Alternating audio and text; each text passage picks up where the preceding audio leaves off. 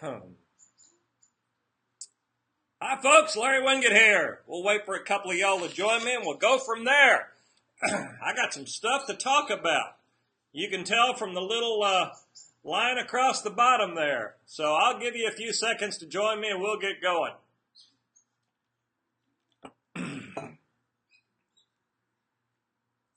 When you sign in, say howdy over here to the left, and I'll say howdy back, and we'll go from there. Look at that. We got a crowd showed up. There's Paul Rosser, always the first guy. Hey, Paul, thanks for joining this morning. All right, we got a little handful of folks here. Look at that. All right, let's get going. I'm sitting here on a rainy morning in Scottsdale, Arizona. It's gorgeous here today, cooler and got some wet. Hope it's good where you are. There's Bob. There's a bunch of folks coming in. All right, we got a big crowd here. I just got a really good email from a guy. There's Chris, Carl, Bob. Yep, there we go. Man ready, let's go. All right, there's Jay.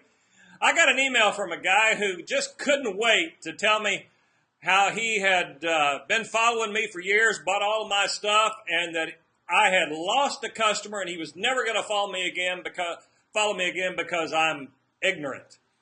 Carolyn, Steve, Carol, David, Dana, there you go, Natalie, there you go, Bruno, bunch of folks here, Jeff, Mike. So this guy said I'd lost him forever as a customer, all because he had bought my new book. And if you haven't bought my new book, stop what you're doing right now, sign off this thing, and buy my new book.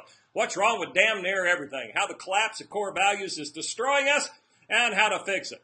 But this is what he said. He said there was one thing in the book that he disagreed with, and that I was totally ignorant about that topic. It had to do with unions, and he's a loyal union member, and I make the statement in the book that unions are killing business. And I do believe that, and I point out how unions are killing business, but that's not the point of why I'm talking to you here today. I think it's sad that we'll follow somebody and read their stuff and agree with them and learn from them and so forth. And then when we find out that they have an opinion that disagrees with us, we will discount them forever, write them off, and say, I'll never listen to you again, I'm done with you, and become really disrespectful in the process. I think that's sad. That's nothing about me. We do this all the time.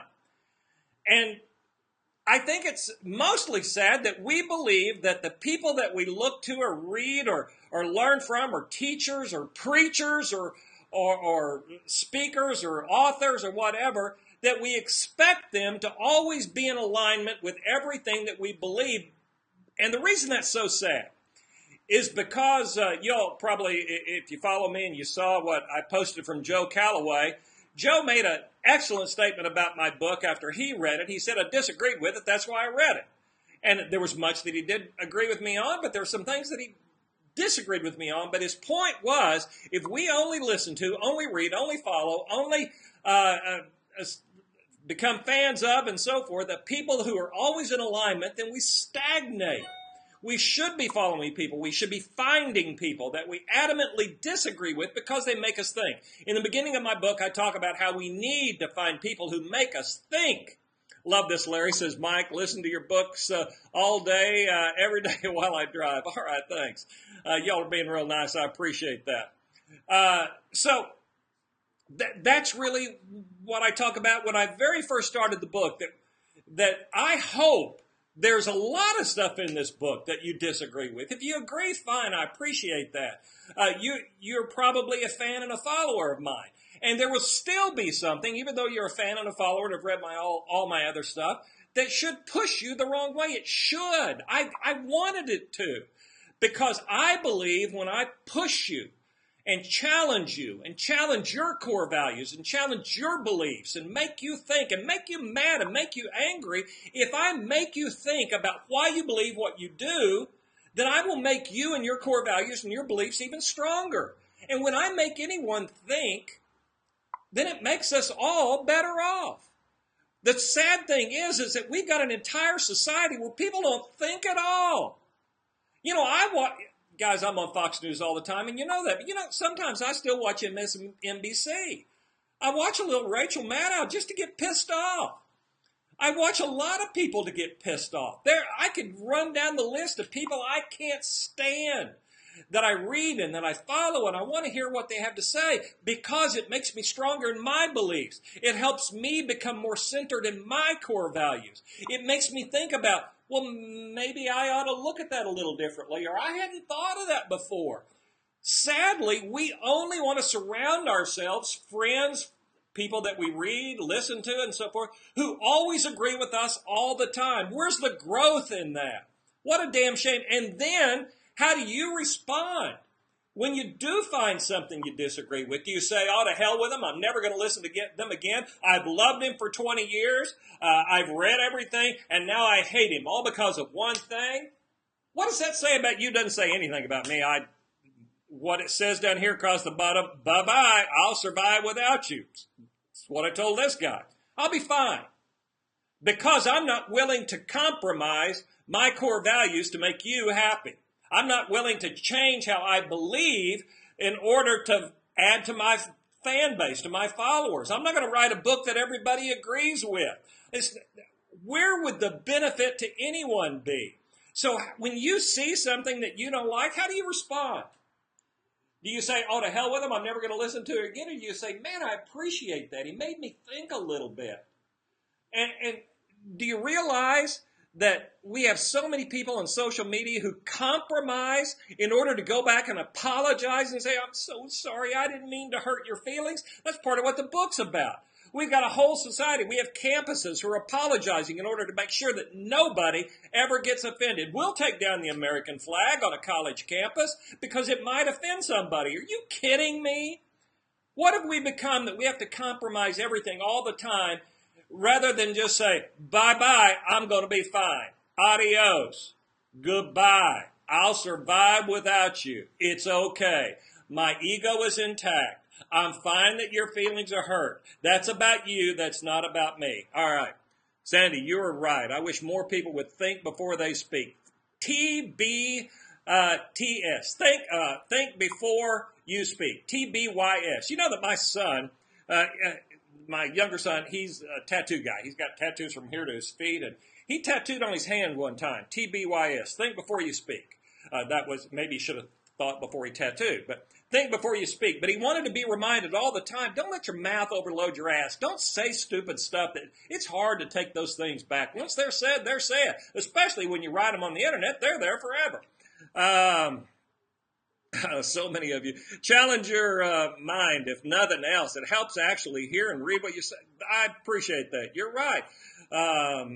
What somebody else thinks about me is none of my business. One of the best books ever. Y'all ought to find that. I think it was, I forgot her name. Terry Whitaker. Yeah. What you think about me is none of my business. People don't like to think for themselves anymore. They're brain dead. You're so right, Bob. And speaking truth, thanks, Larry. Thanks you for saying that, Angie. If you avoid intelligent debate, it means you know your argument won't hold up to the scrutiny. So right, Leonard. Absolutely correct. Last time I checked, being offended never amounted to anything. Get over it. There you go. Where's the benefit? Steve Rosen said, you are fired up today. I try to be a little fired up about something every day. But here's what I want it to come back to. If we only read, only bring into our sphere, our little circle of influence out there, things that always agree with who we are, what we believe, what we say, our political views, our intellectual views, our spiritual views, our life core values. If we only surround ourselves with people who always agree with everything we say, then we do become stagnant, like my buddy Joe Calloway talked about in his review of my book. I want to be challenged. That's why I read and follow and surround myself with people who will give me strong intellectual challenges, make my brain hurt. I don't want to be brain dead. I want my brain to hurt because I go, ooh, I hadn't thought about that. That should be our goal every single day. It should be our goal to stretch just a little bit, to hurt just a little bit between the ears, to say, man, I need to think about that. I need to ponder on that a while. Maybe I need to write some stuff down. That should be, we should look forward to having our brain hurt like that. So we should look to find people who challenge us. And when we find so much that we agree with, but one thing that we don't, we ought to give them a little benefit of the doubt and say, What went on in their life to make them think like that? And could I benefit from thinking like that even for just a moment? That's why we need to watch all the news programs. That's why we need to read lots of different people. Listen to the opinions of others, research subjects for yourself, and then form your own opinions. Becky, you're 100% right, and that's what I believe we should all do. We should all seek out people who disagree with us so we can then form opinions all on our own based on what? What's my new book about? Your core values. You know, the things that you will never compromise on. And that's what I want people to do. I want them to figure out what they really believe and why they believe it and how it really works in every single area of their life and their business. And if you just say it and then don't live it, then you didn't really believe it. Sue Leonard just received my book. Can't wait to read it. I appreciate that. And by the way, folks, when you do read it, go on and leave a review on Amazon. Those reviews really help. And if you see one that you like that somebody else was written, say you read it, and you read it, and that review helped you. That pushes those good reviews to the top. And if you see one you disagree with, speak up about that. You see, the problem is we just lay down for everything, and then when we see something we don't like, we just go too far to the extreme. And I pointed out to this guy in a nice, thoughtful little email, wishing him the very best, that I'll be fine without you, and if one thing is going to make you never follow me again, well, I'm going to consider that your problem and not mine. But I reached my goal into making sure that you now think differently. That should be everyone's goal. Larry, my girlfriend even likes listening to you. Hammer on. Well, good for your girlfriend. And good for you having a girlfriend who likes listening to me. That's the way I look about it. Paul, it's now very common to hear people say, I'm rather offended by that, as if it gives them certain rights. No kidding. You have the right to be offended. I just have the right not to care about whether you're offended or not. And that doesn't mean that we should go out and purposely be offensive to others. It means that we should still be willing to stand up for who we are and what we believe, regardless of who gets offended by that, without going out of our way, again, to offend people. But we shouldn't have to compromise and water down and be so concerned that we're going to make everybody else happy. You can't make everybody else happy. Stop trying. You know, a lot of people wait until they get in their 80s, and we all have that 80-year-old grandmother that says, oh, to hell with everybody. And I just got that way in my 30s, and I would encourage everybody else to get that way too. It's just knowing who you are, what you believe, what you're willing to stand up for, and speak up for. It's sort of a combination of my last book, Grow a Pair, and the new book, What's Wrong with Damn Near Everything, identifying who you are and what you believe and so forth. Lloyd says, it's called character. Exactly.